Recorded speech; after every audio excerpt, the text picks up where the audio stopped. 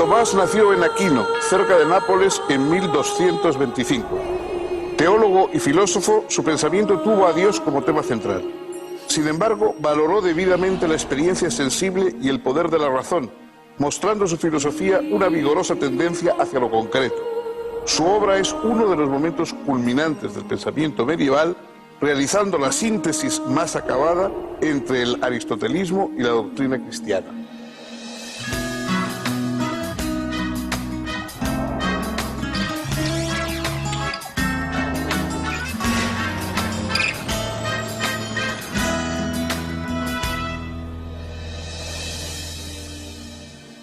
¿Qué tal, amigos? Bienvenidos a nuestro programa de divulgación filosófica.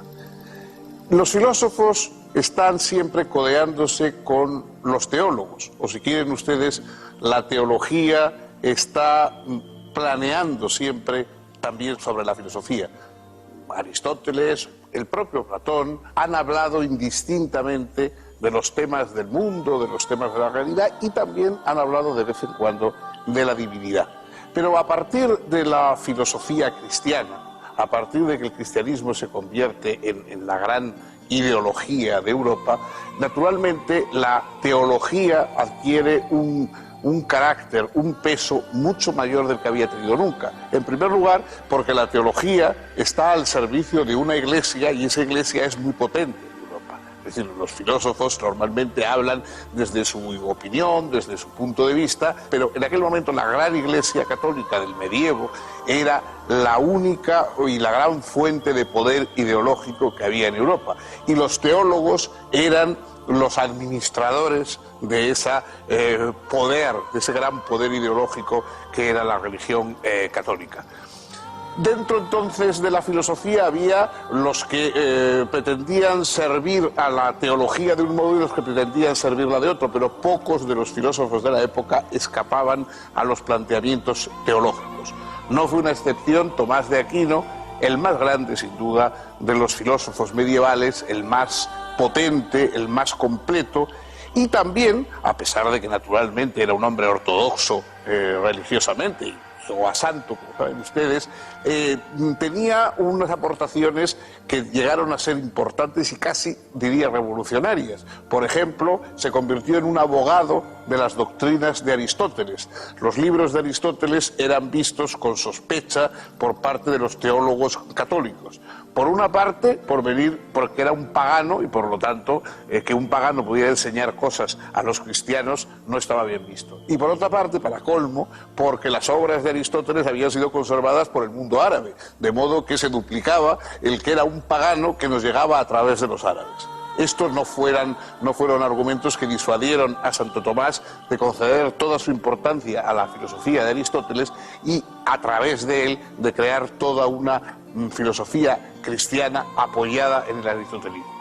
Si siguen ustedes con nosotros, van a ver desarrollarse la figura de este gigante del medievo y del pensamiento teológico.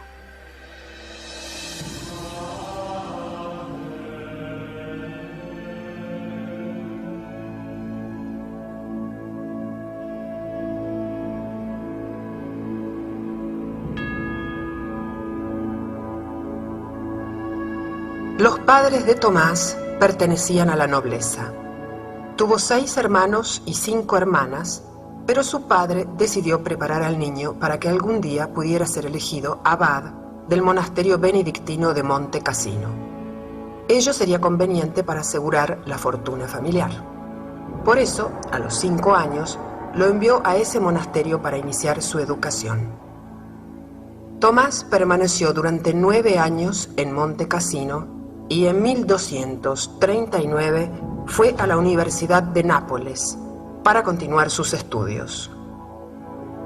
Profundizó sus conocimientos de filosofía y se relacionó con algunos religiosos de la Orden de Predicadores, fundada por Santo Domingo de Guzmán. Tomás decidió ingresar en ella, pese a comprender que su familia, que esperaba que hiciera carrera en la jerarquía eclesiástica, no podría estar de acuerdo con tal decisión.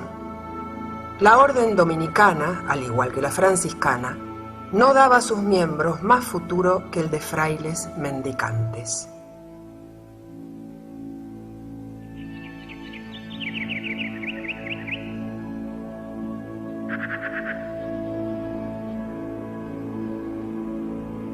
El padre de Tomás falleció en la Navidad de 1243 y pocos días después el joven fue admitido como novicio en la orden. Su madre, no dispuesta a permitir que su hijo renunciara a un futuro prestigioso para la familia, envió a sus hermanos a secuestrarlo y llevarlo a la fortaleza de Rocaseca en el reino de Sicilia, donde permaneció hasta fines de 1245. Finalmente, con la complicidad de sus hermanas, el corpulento novicio, que además de medir casi 2 metros de altura, era bastante obeso, se descolgó por la noche desde la ventana de sus habitaciones con una suerte de soga formada por sábanas y cortinas anudadas y escapó. Frente a los muros de la fortaleza lo esperaba el director espiritual de los dominicos, Fray Juan de San Julián, con 2 caballos. Ambos huyeron de inmediato a Nápoles. Luego de completar su noviciado, Tomás fue enviado a Colonia para estudiar teología con el maestro Alberto Magno. Allí permaneció entre 1248 y 1251 como discípulo, y luego, una vez ordenado sacerdote, hasta 1252 como maestro bajo la dirección del propio Alberto. En 1252, el maestro general de la orden envió a Tomás a la Universidad de París como bachiller para hacerse cargo de una de las 2 cátedras que los dominicos allí regenteaban. Los franciscanos tenían bajo su dominio solo una. Entretanto, el resto de las cátedras eran impartidas por maestros seculares, quienes comenzaron a recelar a los religiosos, puesto que sus clases eran las más concurridas.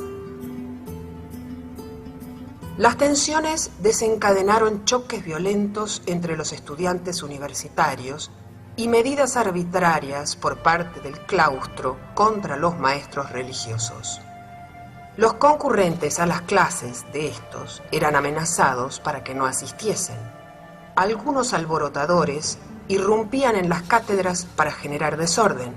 Se apedreaba a los maestros, que debían movilizarse con guardia armada, y se llegó a disparar flechas contra las ventanas de los conventos. El líder de los maestros seculares, Guillermo de Saint-Amour, hizo difundir un escrito en el que se responsabilizaba a los dominicos y franciscanos del malestar de la universidad. También les atribuyó, falsamente, un libelo injurioso contra el papado, que parece que escribió él mismo a ese efecto. Estas acusaciones fueron refutadas por los franciscanos Buenaventura y Tomás de York, y por el dominico Tomás de Aquino. En 1256, el Papa Alejandro IV puso orden en el conflicto e hizo desterrar a Guillermo de Saint-Amour. Asimismo, ordenó que el franciscano Buenaventura y el dominico Tomás de Aquino fueran admitidos en el claustro universitario. A pesar de la violencia de estos conflictos, Tomás encontró tiempo y tranquilidad espiritual para desplegar una actividad intelectual prodigiosa. Escribió y publicó comentarios bíblicos y filosóficos. Estudió y discutió diversos opúsculos de Boecio, así como las sentencias compiladas por Pedro Lombardo. Redactó numerosas cuestiones, entre ellas las del De Veritate, y terminó el primer libro de la Summa contra Gentiles.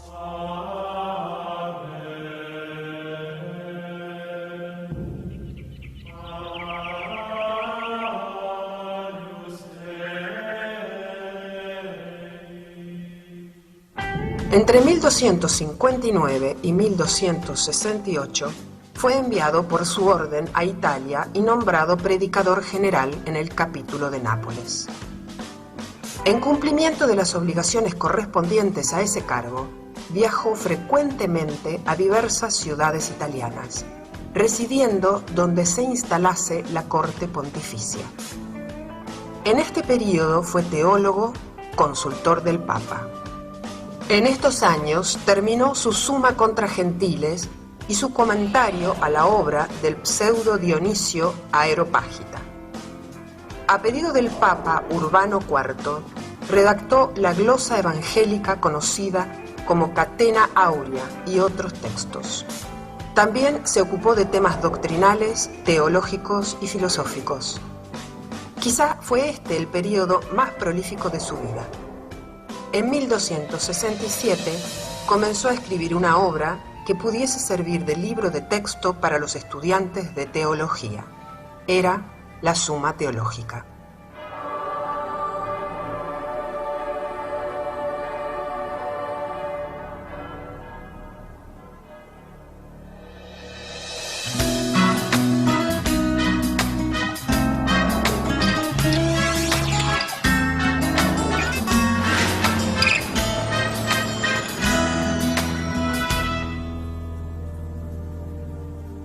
La primera dificultad, la dificultad esencial que presenta la teología como motivo de estudio a un racionalista, es que sería la única de las ciencias que no sabemos si su tema existe o no existe.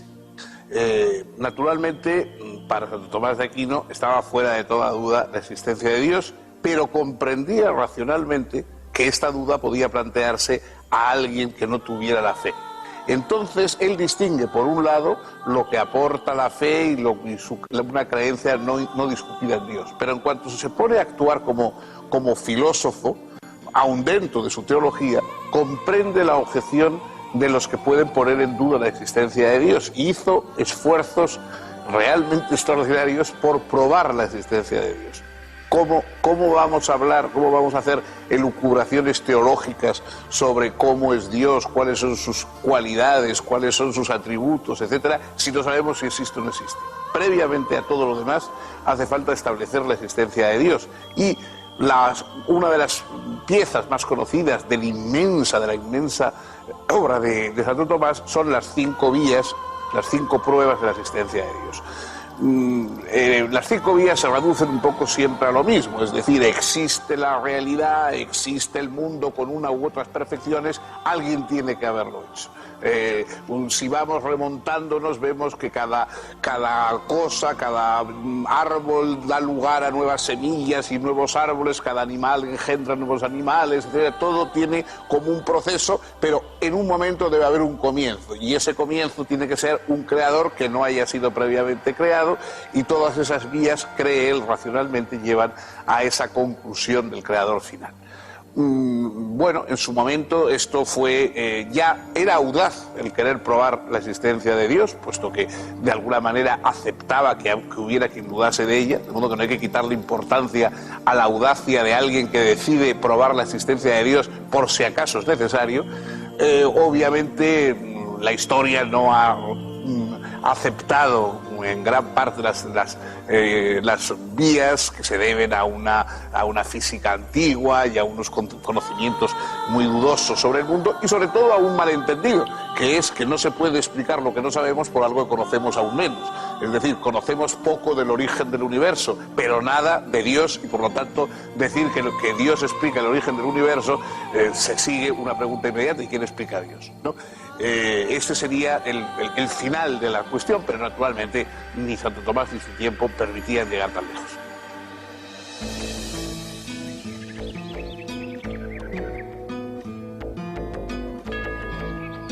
Numerosas sumas o compendios de teología habían sido elaboradas en los siglos XII y XIII por diferentes teólogos. Se trataba de explicaciones completas y ordenadas de los diferentes aspectos de la doctrina católica. Pero la de Tomás era profundamente innovadora. Otros habían centrado la teología en la obra de la redención, en la Iglesia como cuerpo místico de Cristo, o en las obras y señales de Dios. Pero Tomás entendía que la teología no se ocupaba propiamente más que de Dios mismo, y veía todo lo demás solo en cuanto manifestaciones de la divinidad.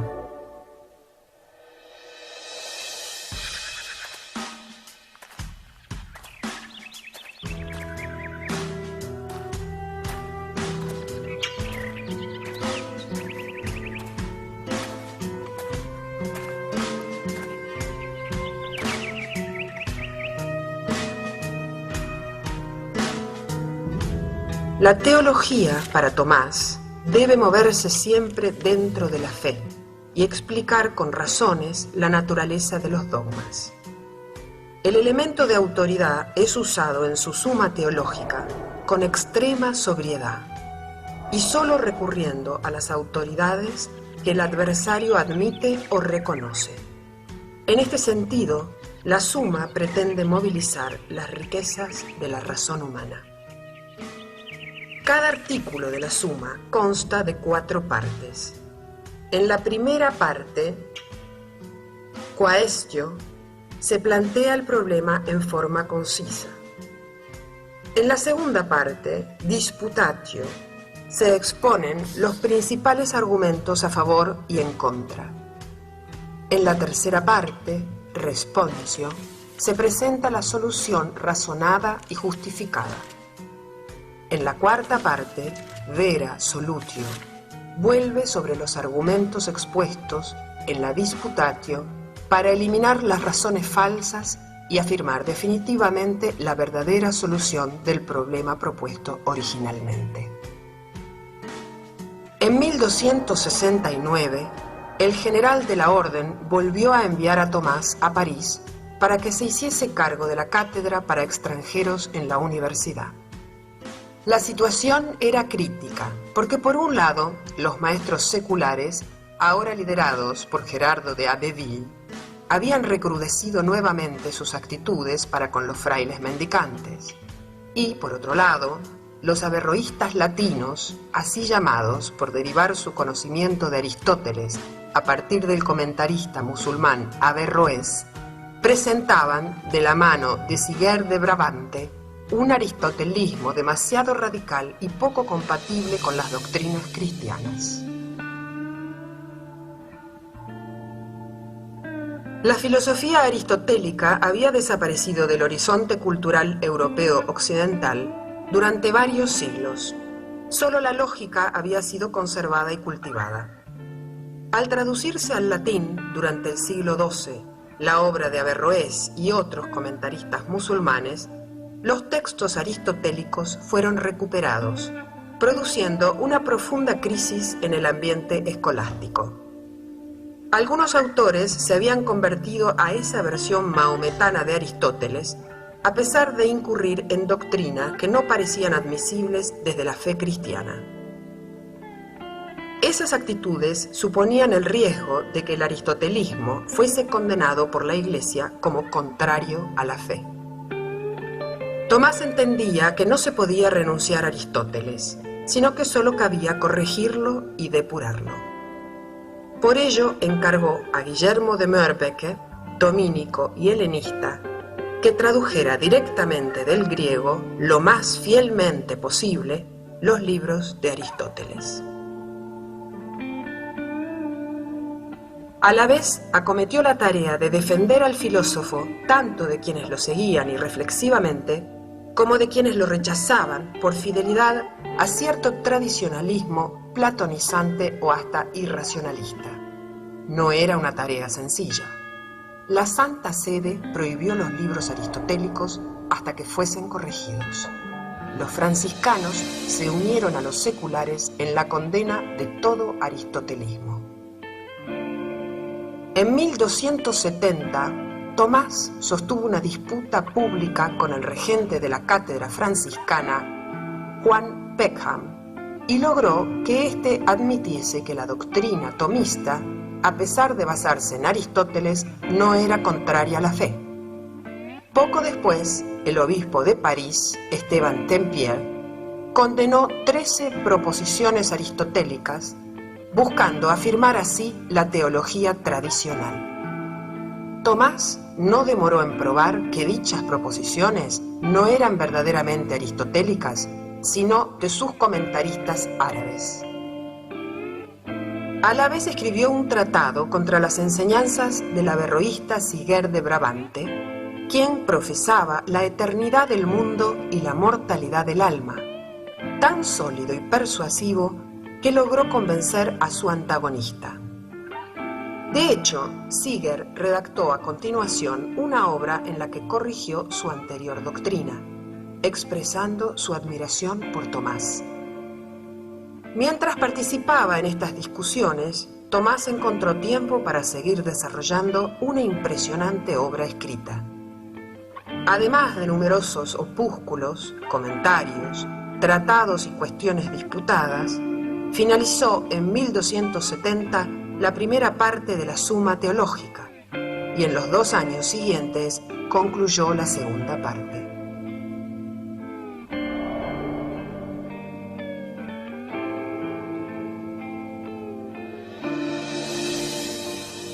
Las aportaciones de Tomás de Aquino al campo teológico fueron inmensas, es decir, escribió muchísimo, polemizó con los teólogos de su época, polemizó con los teólogos musulmanes, con los teólogos árabes que también conocía, realizó un esfuerzo extraordinario por precisar y por definir algo tan complicado como los atributos divinos, por hacer comprensibles racionalmente ciertas dogmas del cristianismo, por ejemplo, la transubstanciación, la Eucaristía. Pues bueno, eso exige una reflexión sobre qué es la esencia y la existencia de cada uno de los seres y hasta remontarnos a Dios. Es decir, el esfuerzo de Santo Tomás fue por poner la razón al servicio de una fe.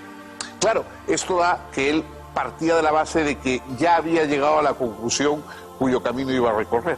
En un momento define la filosofía como ancilla theologiae, es decir, la filosofía es la criada de la teología y tiene que servirla y tiene que llevarle las cosas que la teología necesite.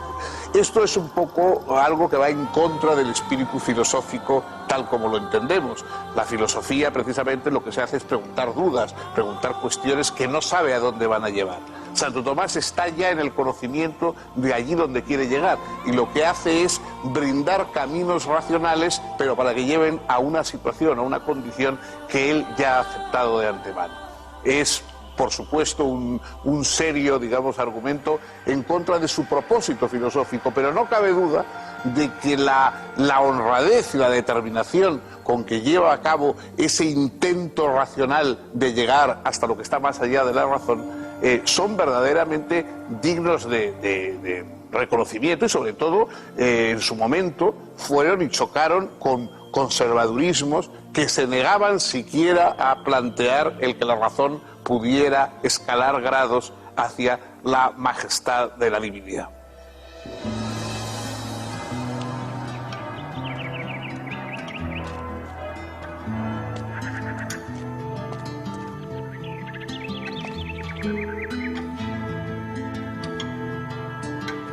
Entre 1272 y 1273 fue profesor en la Universidad de Nápoles.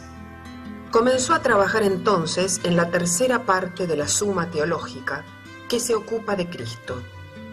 Expone la doctrina del Verbo encarnado y su misterio, como también la de los distintos sacramentos y la de la gloria divina.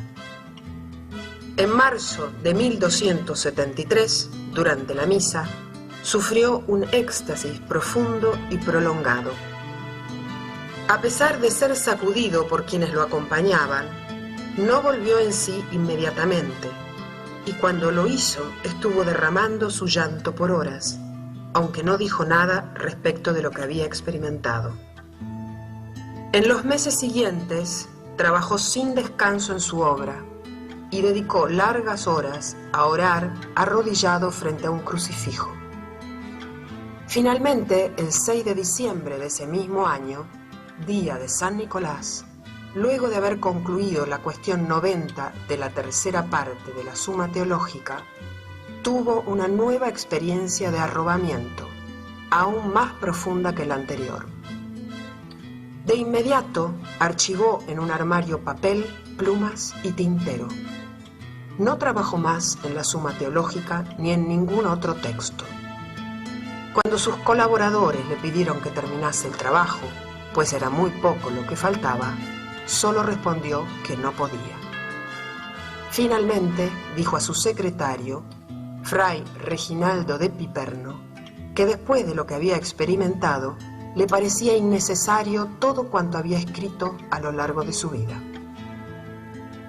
De hecho, la Suma Teológica fue completada después de su muerte, haciéndose cargo Fray Reginaldo de la redacción de las últimas páginas, a partir de los borradores del propio Tomás.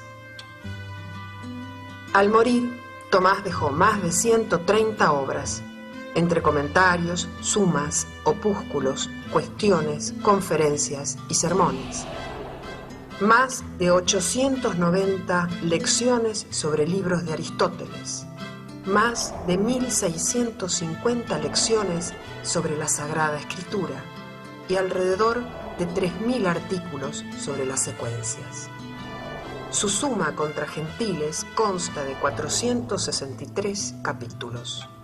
La Suma Teológica tiene 512 cuestiones y un suplemento que comprenden 2652 artículos en los que aparecen expuestos y resueltos más de 10.000 argumentos.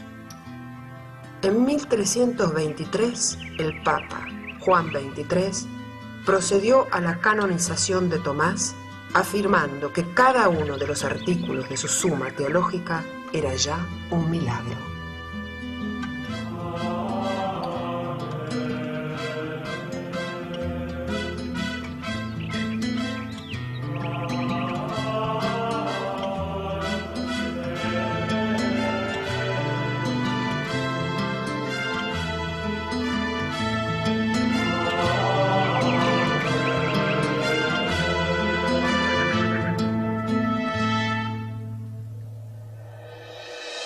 Santo Tomás murió muy joven, camino en Rocaseca, camino de un concilio, y sorprende al ver la magnitud enorme de su obra constatar que solo vivió 49 años. La obra de Santo Tomás, que hoy, desde el punto de vista de los teólogos y de la Iglesia, es la piedra angular de todo lo que puede ser una filosofía cristiana, si es que este concepto de filosofía cristiana tiene algún sentido. Recuerdo a este propósito la broma de Borges, que decía que esto era como hablar de equitación protestante, ¿no? Bueno, pero en fin, si tiene algún sentido hablar de filosofía cristiana, hoy, naturalmente, la piedra angular es Tomás de Aquino. Pero no fue así en los años y los siglos posteriores a su muerte. De hecho, poco después de morir, muchas de las proposiciones de sus libros fueron condenadas por la Iglesia. Y tardó mucho tiempo en llegar a convertirse en el gran patriarca del pensamiento cristiano que hoy es. Prácticamente hasta el siglo XIX fue León X el que ya lo ensalza como el más grande de los teólogos, el más grande de los filósofos cristianos, y hasta ese momento prácticamente no había tenido reconocimiento, de modo que el auge y la predominancia de Santo Tomás es una cosa del siglo XIX y del siglo XX. Antes había permanecido casi en una situación o oculto o, en fin, un poco en dudas respecto a su ortodoxia, etc. Que Santo Tomás de Aquino fue una potencia intelectual extraordinaria, eso no cabe ninguna duda. Que fuera un filósofo en el sentido de perplejidad, de asombro, etcétera, que nosotros entendemos, eso ya es más dudoso, puesto que partía del hecho de la fe, y parece que partir de la fe es exactamente lo contrario del propósito de la filosofía. Pero no cabe duda de que su fuerza de razonante, la claridad con la que distinguía los diversos aspectos de las cosas, que cada vez que toma un asunto hace unos distingos, a veces un poco mecánicos, pero siempre pertinentes y que evidentemente se convierten en útiles y herramientas muy positivas, digamos, cuando uno quiere pensar por sí mismo sobre esos temas. Todo eso hace que su figura, que hoy a quienes no somos de alguna manera de creencias cristianas nos puede resultar un poco lejana, nunca pueda dejar de ser considerada como lo que es, como uno de los grandes gigantes del pensamiento occidental, más bien en el campo de la teología que en el de la filosofía. Hemos llegado con esto al final de nuestro programa. Síganos, por favor, continuaremos el próximo día, otro pensador, otro mundo de problemas y otro mundo de perspectivas filosóficas.